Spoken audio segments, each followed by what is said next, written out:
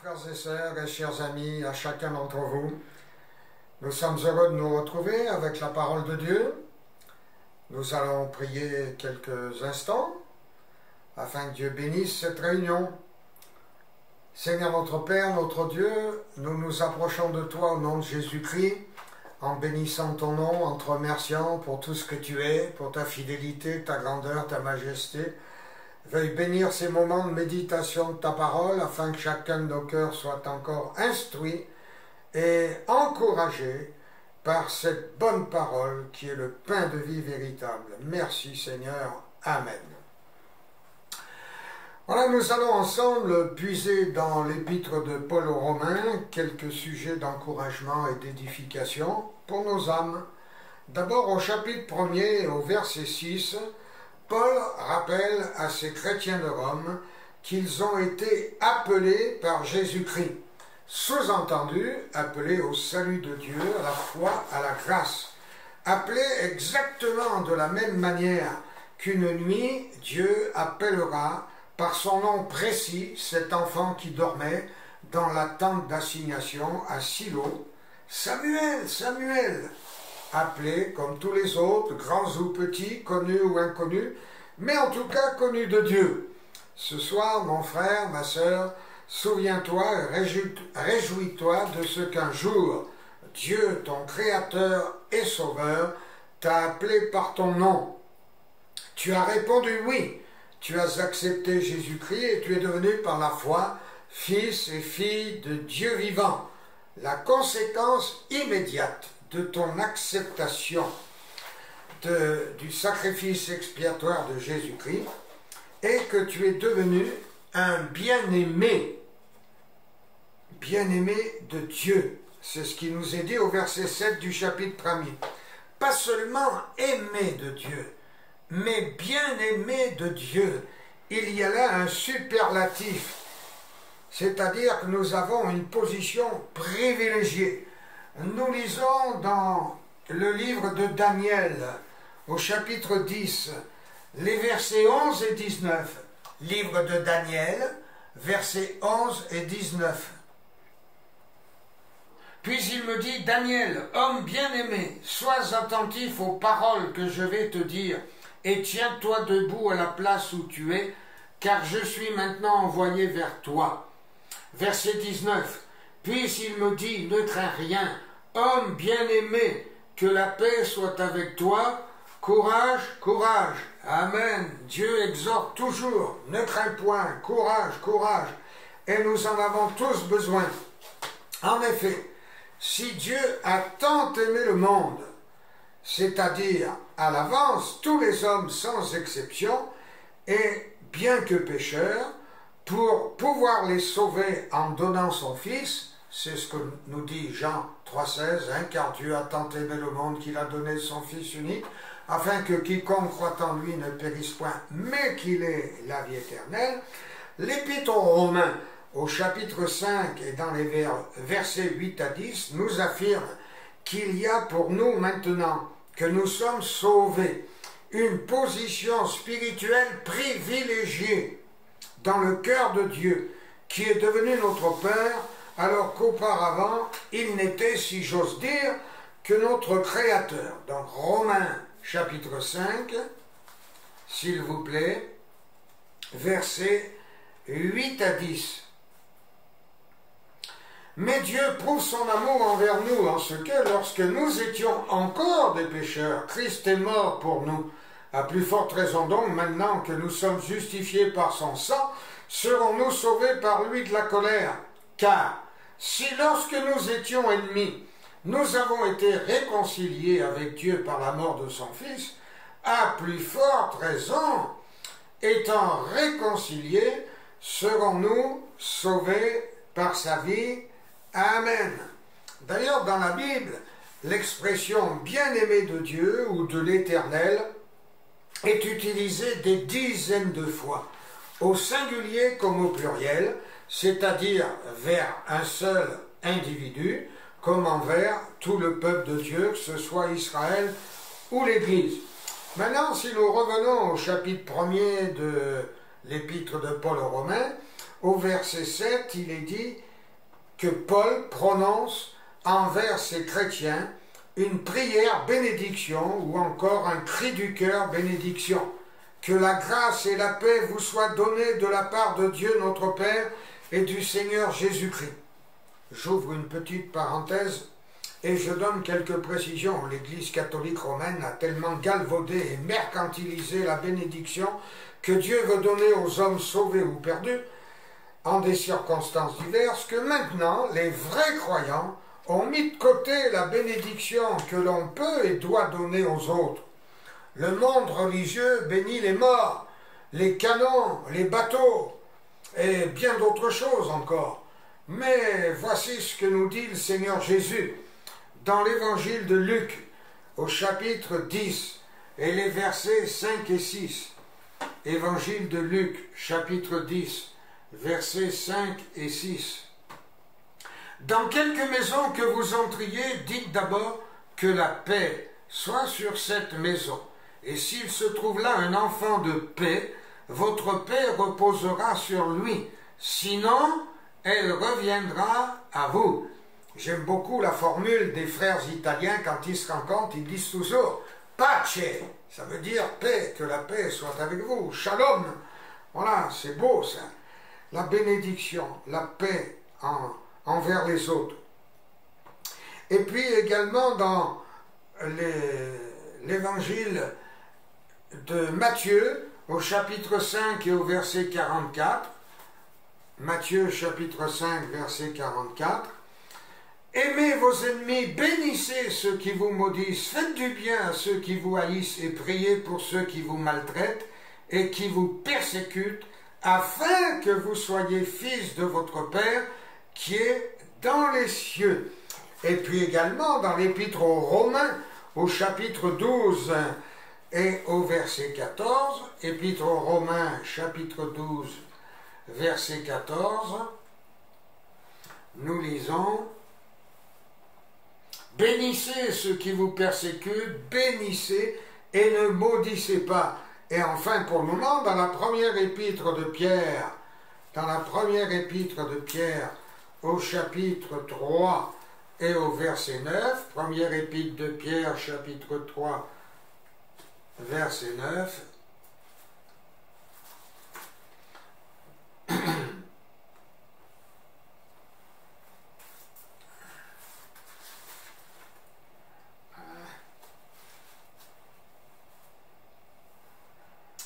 ne rendez point mal pour mal ou injure pour injure.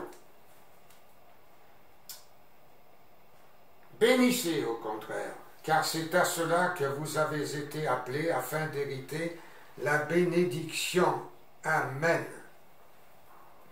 Le verbe bénir vient du latin benedicere, c'est-à-dire dire du bien, prononcer du bien en faveur de quelqu'un.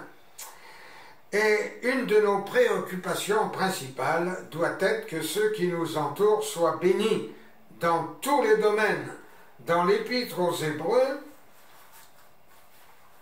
au chapitre 6 et dans les versets 11 et 12, Épître aux Hébreux, chapitre 6, versets 11 et 12,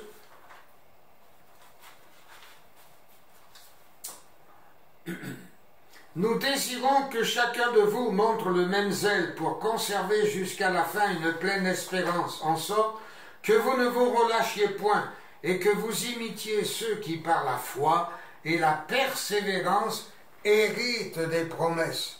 Et dans la deuxième épître de Pierre, au chapitre 1er, deuxième épître de Pierre, chapitre 1er et au verset 4,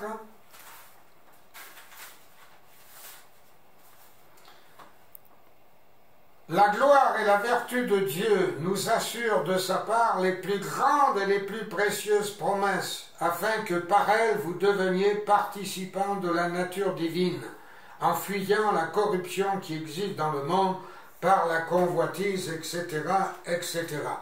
Dieu veut nous bénir personnellement, mais il veut également bénir nos proches, les membres de nos familles, tous ceux qui nous entourent, qu'ils soient convertis ou non. Dieu veut les bénir. Et nous nous apercevons ensuite que l'apôtre Paul, eh bien, dit de cette église de Rome au chapitre 1er et au verset 8, première épître de Paul, non, Paul aux Romains, pardon, chapitre 1er, verset 8, « Je rends d'abord grâce à mon Dieu par Jésus-Christ au sujet de vous tous, de ce que votre foi est renommée dans le monde entier. » Quel éloge! La foi des Romains est renommée dans le monde entier. Et cette église de Rome, qui n'a que quelques années de vie, d'existence, ne l'oublions pas, et qui est déjà soumise à des persécutions importantes de la part de l'Empire romain, est tellement attachante par plusieurs qualités spirituelles, dont la foi que nous venons de souligner avec Paul, qu'elle suscite dans le cœur de l'apôtre Paul depuis quelque temps un vif désir de voir tout ça de près. Chapitre 1er, versets 10 à 13. Je demande continuellement dans mes prières à Dieu d'avoir enfin, par sa volonté, le bonheur d'aller vers vous, car je désire vous voir pour vous communiquer quelques dons spirituels, afin que vous soyez affermis, ou plutôt, afin que nous soyons encouragés ensemble au milieu de vous par la foi qui nous est commune à vous et à moi. Je ne veux pas vous laisser ignorer, frères, que j'ai souvent formé le projet d'aller vous voir, afin de recueillir quelques fruits parmi vous, comme parmi les autres nations, mais j'en ai été empêché jusqu'ici. Ayons donc ici, dans cette église locale, ce souci de susciter par des qualités et vertus conformes à la Bible une certaine soif, même une envie chez d'autres chrétiens de nous ressembler. Je vous rappelle que cette église d'Aix est une des plus anciennes de la région, avec Marseille, Sébastopol. Et notre église a été à la base, à la source de la création de plusieurs autres églises depuis ici jusqu'à Briançon et d'autres coins, pas seulement de Pertuis. Pour l'apôtre Paul, cela représentait un bonheur d'aller voir ces chrétiens de Rome, de faire leur connaissance. Puissent d'autres chrétiens connaître et vivre un vrai bonheur spirituel en passant au milieu de nous. Maintenant, notons que dans le fond de la pensée de Paul, il n'y a pas que le désir ou la recherche de recevoir, d'éprouver du bonheur en les fréquentant, en étant au milieu d'eux, mais il y a aussi ce désir ardent, réel de donner lui-même, de communiquer quelque chose aux autres. C'est ce que nous relisons dans le verset 11, afin que vous soyez affermis, et vous communiquez quelques dons spirituels. Cela dans le but d'édifier, d'affermir, d'encourager, de rendre l'Église plus forte. Voulons-nous bien comprendre que c'est de l'intérêt de tous que l'Église locale et universelle de Jésus-Christ soit forte, puissante, zélée, active, efficace, et non pas faible, paresseuse, endormie, repliée sur elle-même, frileuse, morose, timorée, ce qui la rend partiellement ou totalement inefficace. L'Église de Jésus-Christ, même si numériquement elle est nombreuse, ne gêne ni ne dérange le diable si elle ne sert à rien, si elle est donc inefficace. C'est bien beau de chanter dans un certain cantique « Quand tu loues le Seigneur, l'enfer tremble de peur », mais à condition que derrière, il y ait des réalités spirituelles. Veillons à ne jamais ramener ou transformer les réalités et promesses de la saine doctrine en formules magiques. Dans la vie chrétienne véritable, sur le chemin de l'Évangile et du Christ, il n'y a aucun raccourci. Si notre Église est forte, vivante, elle sera une bénédiction pour toute cette ville et pour toute cette région. Et cela est l'affaire de chacun, donc de tous, et non pas seulement des pasteurs et des prédicateurs. Le souci de la gloire de Dieu et du salut des âmes doit être notre souci à chacun. Or, si nous nous attachons au bien, c'est-à-dire à tout ce qui peut être agréable à Dieu et approuvé par lui, et aussi approuvé des hommes, eh bien, il y a déjà dans cet épître aux Romains encore une promesse de bénédiction divine qui peut et doit, pour nous, être une source et un moyen d'encouragement et d'exhortation. Au chapitre 2 et au verset 10, voici ce que nous lisons. Gloire, honneur et paix pour quiconque fait le bien, pour le juif premièrement, puis pour le grec. Gloire, honneur et paix. Ça, ce sont des bénédictions qui viennent de Dieu et qui sont une source d'enrichissement. Et puis toujours dans les Romains, au chapitre 12, dans les versets 9 à 13, voilà ce que dit l'apôtre. Que la charité soit sans hypocrisie. Ayez le mal en horreur. Attachez-vous fortement au bien. Par amour fraternel, soyez pleins d'affection les uns pour les autres. Par honneur, usez prévenance réciproque. Ayez du zèle et non de la paresse. Soyez fervents d'esprit. Servez le Seigneur. Réjouissez-vous en espérance. Soyez patients dans l'affliction.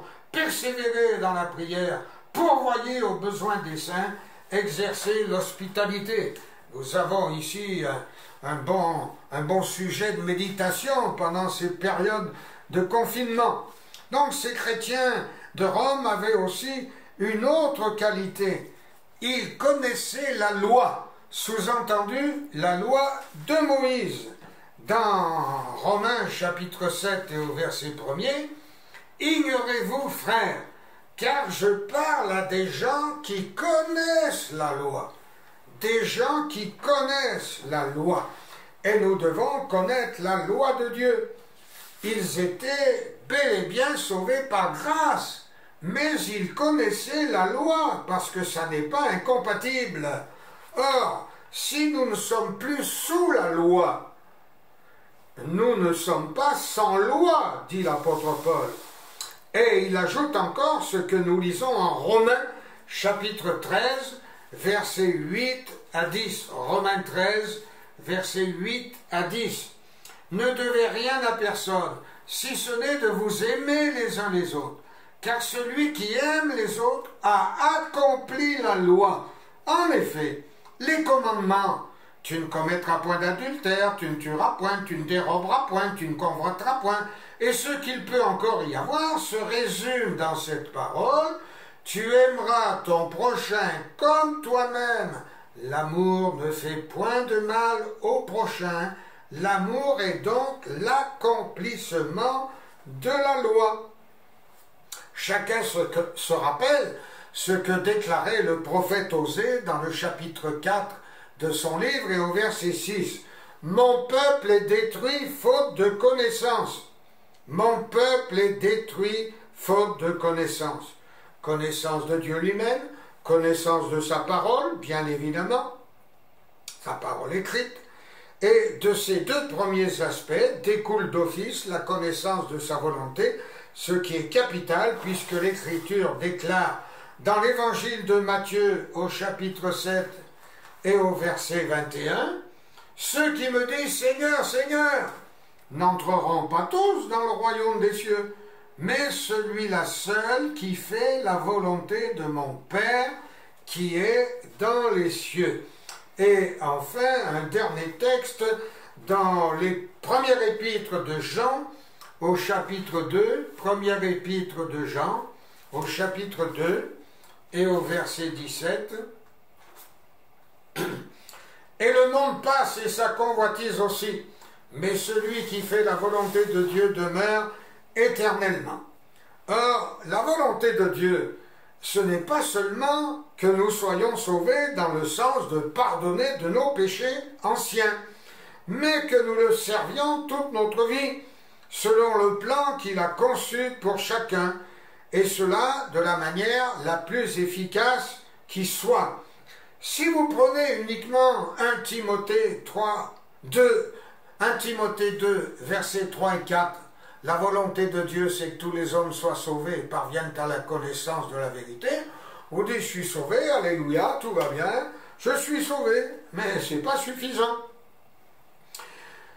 Parce que être sauvé, c'est le commencement, c'est la nouvelle naissance, c'est le commencement de la vie chrétienne. ce n'est pas la fin, ce n'est pas l'aboutissement. Donc il nous faut toute une vie de consécration à Dieu et de service afin qu'il soit honoré et qu'il soit servi. Et nous devons, je le répète, persévérer jusqu'à la fin. Rappelons-nous qu'il n'y a pas de raccourci dans la vie chrétienne. Connaissons donc bien la parole de Dieu et efforçons-nous de la vivre en tout temps. Amen. Que Dieu vous bénisse.